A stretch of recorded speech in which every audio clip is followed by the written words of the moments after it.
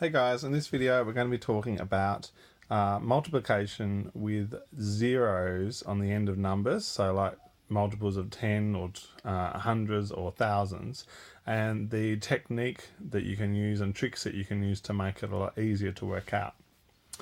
So we'll start with multiplication. So when you have a multiplication and there's a zero on the end, so in this case we're talking in the tens, so 4 tens is 40, you can just take off the zero temporarily, work out the single digit times table, and then put the zero back on the end. So it's a good idea to cross out the zero, preferably another colour, but if you haven't got another colour, that's okay. So we can take off that zero just temporarily. Now we can do the single digit multiplication, so 3 times 4 is 12. So always write out the full answer for your single digit multiplication, and then add back on any zeros that you took off to begin with. In this case, we only took off 1 0, so we add 1 0 back on. So 3 times 4 is 12, but 3 times 40 is 120. You can also do that when you've got two numbers both ending in 0, and you can actually do it for any number of zeros as well. So you just take off no matter how many zeros there are, only when it's a multiplication though. It doesn't really work that way for division. So here we've got 2 zeros, I'm going to take both of those off. Now I'm going to work out 2 lots of 5, which is 10. Now you also got to be careful here. I'm going to write out the full answer, 2 times 5, and that means we've already got a 0. So that doesn't include these 2 zeros that we took off.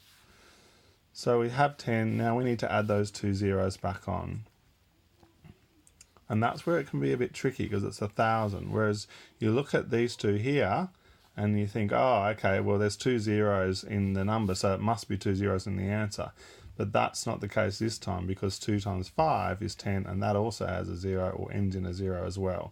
So just double check your answer too. Doesn't make sense, because if we'd just said 100 there, well, 20 times 50 is certainly not 100, because 2 lots of 50 is 100. So you still need to estimate and check your answer at the end, rather than just blindly following that rule or that process. You've got to have a bit of common sense too and think about it when you're doing the tests. So here we could also say 20 times 500, and in this case we can take off 3 zeros, and now we can say, right, 2 times 5 is 10, and we took off 3 zeros, so we need to add on 3 zeros at the end. And so 20 times 500 is 10,000, etc. And so here's a really good example. It seems like really big numbers, like 7 lots of 30,000, what? But you can just break it down really easily. 1, 2, 3, 4 zeros taken off. 7 times 3, 21. Add on the 4 zeros back again. Oops, I've mucked up the comma there.